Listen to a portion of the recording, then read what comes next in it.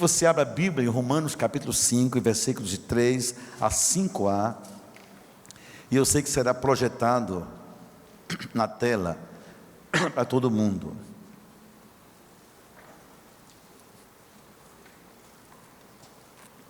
Irmã Verônica, Deus te abençoe, Ele ama em Cristo, viu, minha irmã? Estou olhando para os seus olhinhos, olhando para mim. Você, Inácia e sua turma tão querida.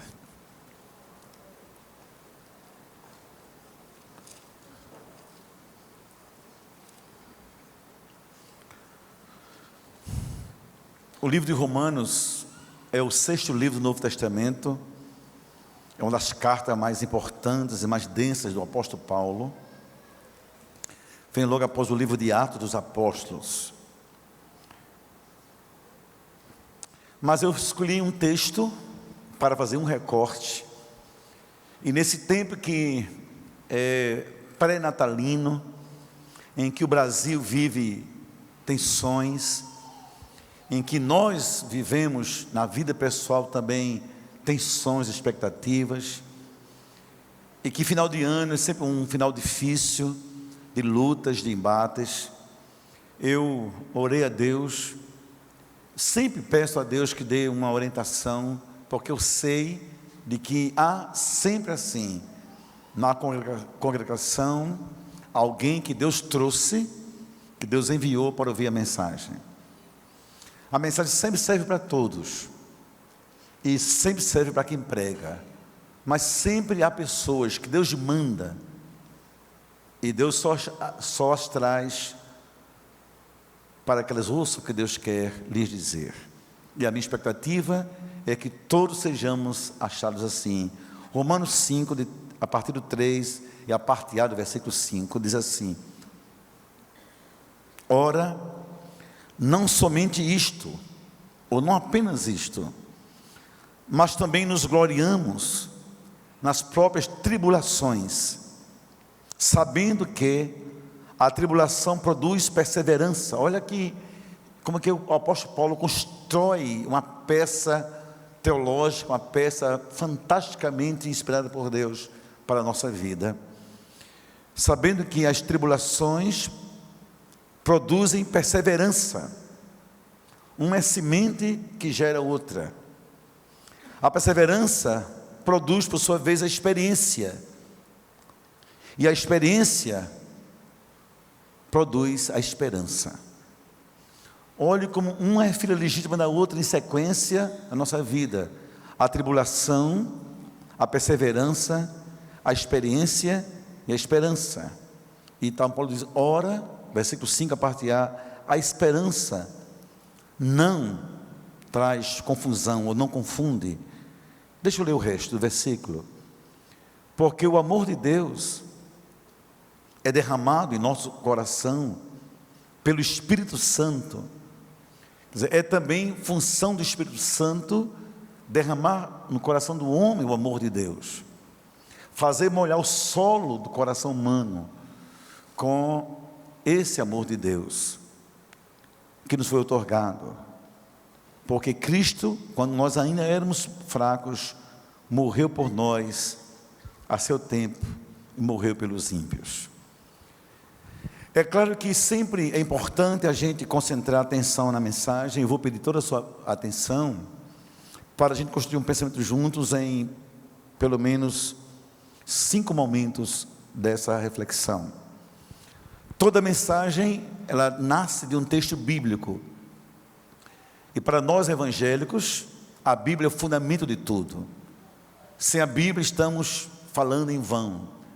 Ainda que alguém goste, estude, como eu gosto, estude, e você também, qualquer outra ciência. A teologia emerge da Bíblia, e a Bíblia é o fundamento da nossa fé. Nós não temos catecismos humanos, nós não temos manuais humanos. Nós evangélicos, em especial nós também batistas, não temos nenhum vade-mecum que homens escreveram, nos quais nos baseemos. A Bíblia é tudo para a gente. Palavra de Deus, por Deus inspirada e cheia de autoridade. A primeira coisa que eu aprendi nesse texto é que na receita do coquetel da vida, dos cardápios da vida, sempre estará presente um item chamado provação, que nesse texto se assemelha à ideia de tribulação. Veja bem, eu vou repetir, na receita ou nas receitas dos coquetéis da vida, dos manjares da vida, dos banquetes da vida, do viver, por assim dizer, sempre estará presente esse item chamado provação.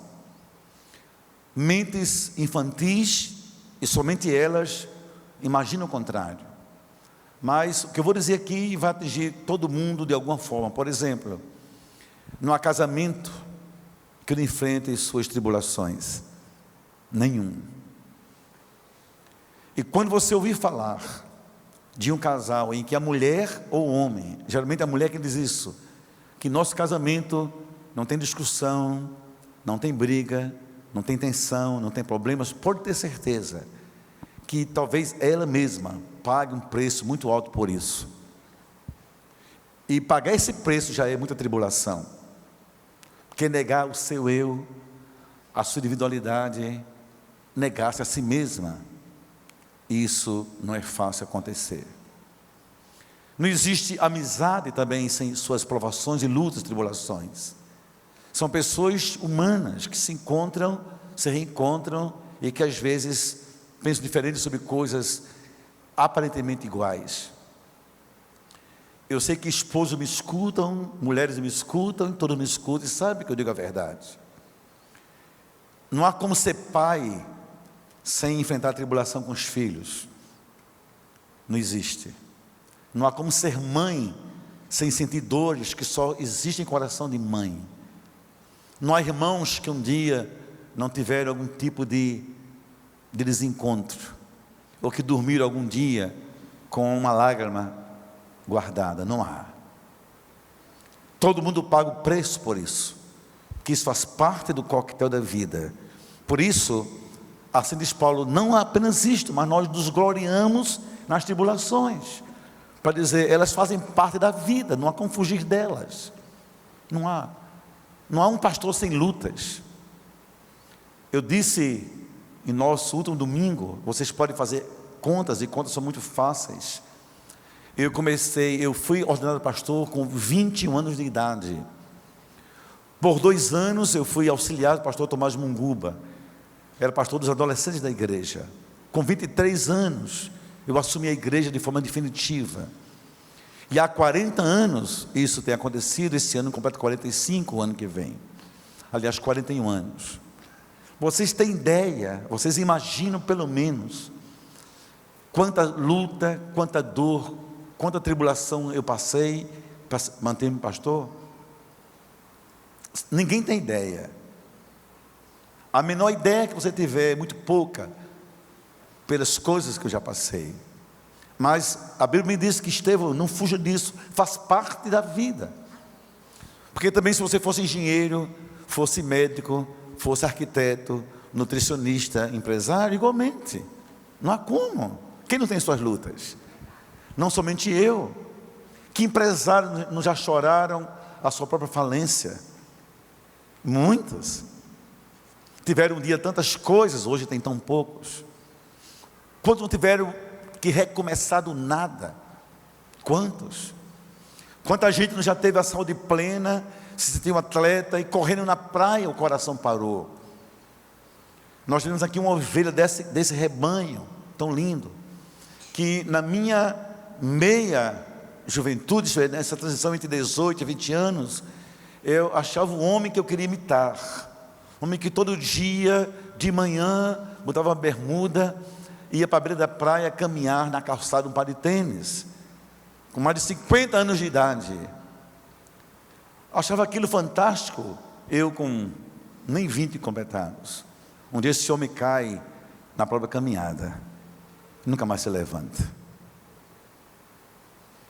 Que mulher aqui não viu um dia o seu lar quase desmoronar?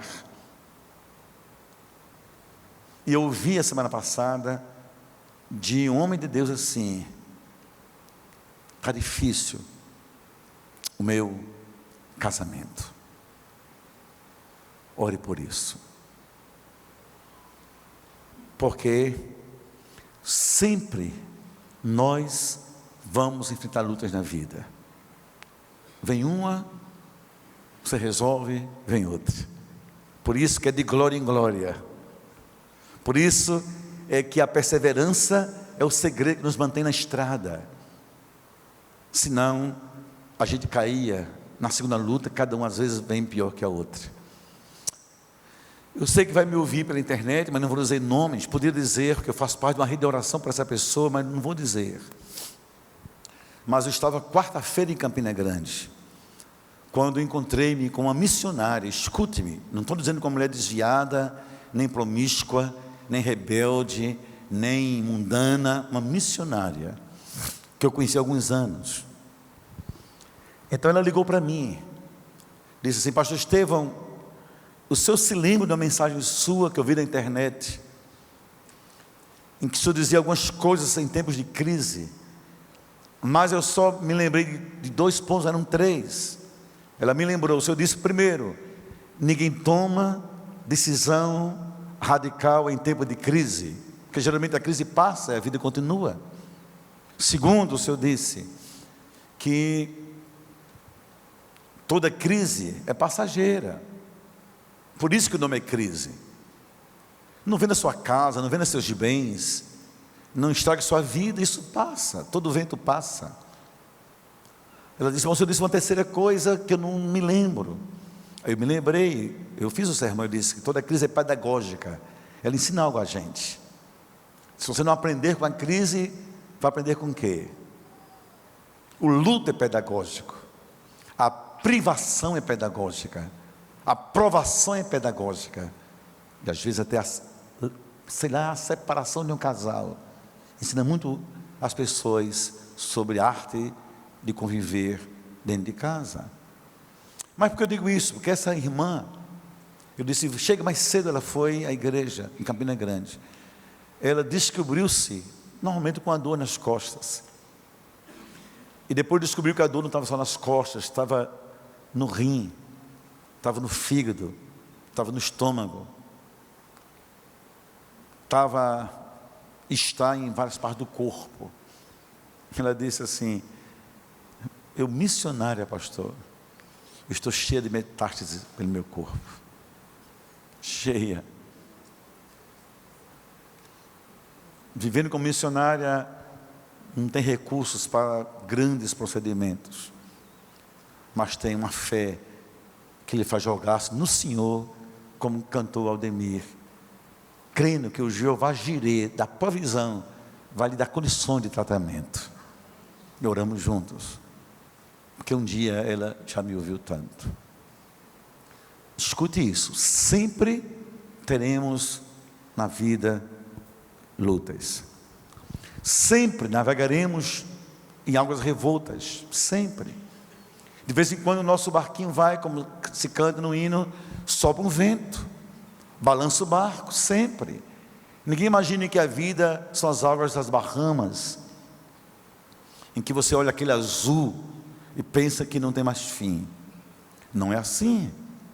Aquilo é apenas um momento, sabe, de um tempo de férias em que o comandante calcula tempo de calmaria, mas tem tempo que as águas balançam pela força dos ventos, e você vai para lá, vem para cá, mas você não pode cair. Sempre vamos estar sujeitos a ventos contrários, acontecer aquilo que você não conta, não espera, e aconteceu, está demitido, está doente, aconteceu, você não esperava. Isso faz parte da pedagogia da vida. E sempre na sua vida, as suas dores, aprenda isso, vão estar atreladas a pessoas, porque as circunstâncias nos geram turbulências, pessoas é que nos geram dores. Os ventos sopram, cadê o remo? Levanta a vela. Houve um terremoto, se esconde, se proteja, vai cair a pedra. Agora, sempre a gente vai enfrentar essas coisas, mas todos vivemos perto de gente, todos, nossa vida é vida com gente, somos humanos, Isso que nos torna dignos da vida que temos. E pessoas também podem ferir. E às vezes você fica infantilmente sem entender. Não, faz parte da vida. Acontece a vida. Mas ele diz que a tribulação produz a paciência. Que o fruto da maturidade é o crescimento. E o sinal que isso está acontecendo é a paciência. Escute bem, nós somos todos filhos de uma geração adoecida. A gente chama assim a síndrome da pressa. Nós apertamos os botões e temos respostas. Nós não queremos lutar pelo nosso casamento. Não deu certo, procure outra. Eu procuro outro. Ou como diz alguém, cada um siga o seu caminho. Nós não sabemos lidar com as diferenças. Já colocamos diferenças como um muro que nos separa. Qualquer mulher fica apavorada se disser que está com talvez um homem. Mulher só não é uma pessoa. Você talvez esteja, talvez com um tumor maligno. Terá que fazer todas as sessões de quimioterapia ou de radioterapia. E se apavora, 20, 30. Eu vou aguentar isso? Mas escute. Sem paciência, a vida nem se constrói, nem se reconstrói, nem se refaz, nem você ancora seu barco em um porto seguro.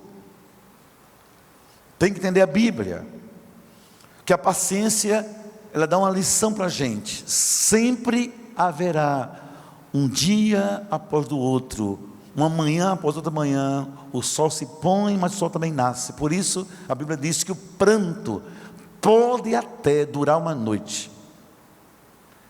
Isso é verdade, mas isso não importa tanto. O que é que diz mais a Bíblia? A alegria virá pela manhã. Isso chama-se paciência. E diz a Bíblia em Eclesiastes 3 que há tempo de chorar, há tempo de rir. Tenha paciência.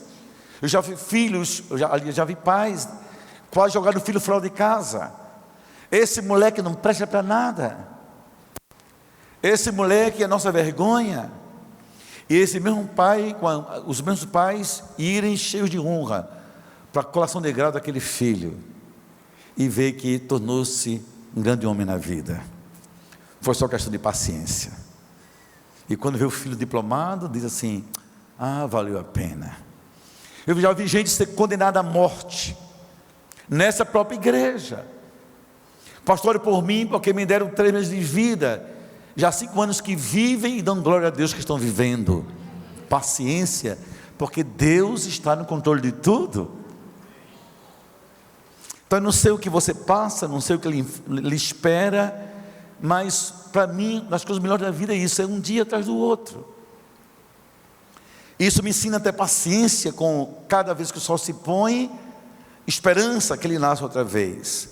Segundo, a paciência me dá uma lição das mais profundas espiritualmente falando. Escute isso, é que Deus sempre, não é que Deus está, mas aprenda, Deus sempre está no controle de tudo. Sua vida está sob controle de Deus. Seu casamento, sua família, seus filhos, suas lutas, suas crises, seus choros, seus lamentos, seus medos. Mas escute, isso é uma questão de fé.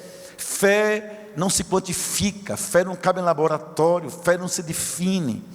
Fé é uma experiência sobrenatural, mas verdadeira. A fé você sabe que a possui, por isso você é rico quando a possui. Quem não tem fé é pobre, é miserável. Quem não tem fé é um mendigo da existência.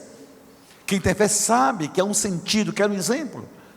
Quando os irmãos de José venderam José aos mercadores do Egito, eles achavam que estavam fazendo mal a José. Eles não sabiam de uma coisa: Deus estava no controle.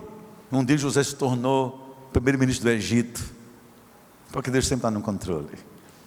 Então não desanime, não desista, não blasfeme, não rasgue suas vestes e acredite, Deus não está não, diga assim, Deus sempre está no controle de tudo. Vamos ir juntos como uma semente, vamos fazer essa palavra profética para todo mundo comigo. Levanta as 2 mãos, diga: Deus sempre está no controle de tudo. Outra vez.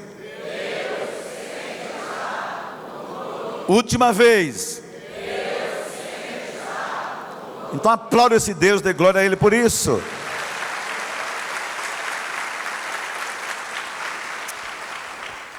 E finalmente, na paciência, ela nos ensina uma das leis mais inexoráveis da vida. Isso, a vida é assim, olha, a vida minha, sua. Plantar, regar, esperar e colher. Plantar, regar, esperar e colher. Às vezes você planta, normalmente você rega com lágrimas, mas está regando. Espera as estações de Deus, para colher de Deus os frutos nas estações próprias. Por isso a paciência é produto dessa sequência de tribulação. Depois da tribulação me vem a paciência. Mas diz a Bíblia também que a paciência gera experiência. E a experiência é algo formidável. É uma sabedoria de quem olha o mar com os olhos de um capitão de mar e guerra e não de um aprendiz de marinheiro. Escute isso. Essa é a bênção da experiência. É você olha as águas turvas, olha os oceanos com a experiência, com o olhar de um capitão de mar e guerra, e não de um aprendiz de marinheiro que não tem ideia sequer de onde vêm os ventos.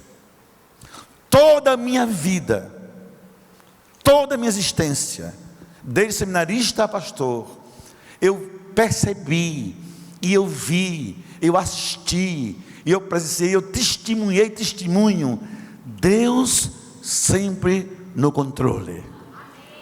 Por isso, não há tempestade que me faça imaginar que Deus de mim desistiu, porque eu sei, como um capitão de mar e guerra, que há 40 anos está remando nos oceanos, que os mares são bravios, os oceanos escondem mistérios, escondem fantasmas, entre aspas, e às vezes em um lugar qualquer do oceano surge um fantasma, surge uma tempestade, surge uma tormenta, não importa.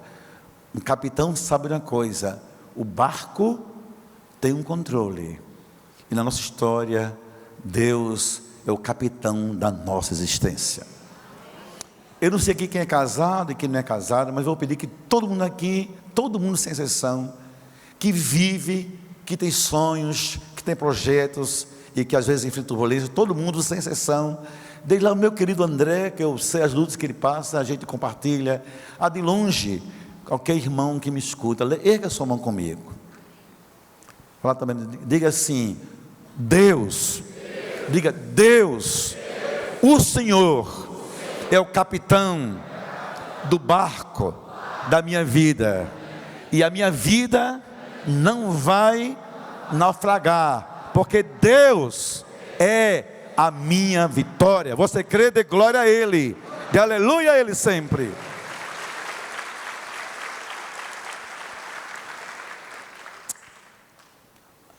Eu preguei domingo passado, eu vou só relembrar que eu estou já concluindo por causa do meu voto. Para que eu fui fazer aquele voto? Diz assim: a vida é cheia de surpresas. Você tem que dar uma olhadinha e ver que Jesus não está dormindo no seu barco. Ele só está dizendo assim: eu sou o seu descanso, porque eu estou aqui. Acredite, Ele está no seu quarto, na sua cozinha, no seu escritório, no seu consultório, está no hospital, está no seu casamento. Ele está perto de você. Você só precisa descobrir se Ele está ali. Aprenda a descansar nele, confiar nele. Uma hora Ele se levanta, arrepende tudo e diz: eu estou com você. Você nunca esteve sozinho ou esteve sozinha. E finalmente, o fruto da experiência, diz Paulo, é a esperança. O que é esperança? Esperança não é apenas uma cidade do Brejo Paraibano, fria, bonita, do circuito do frio.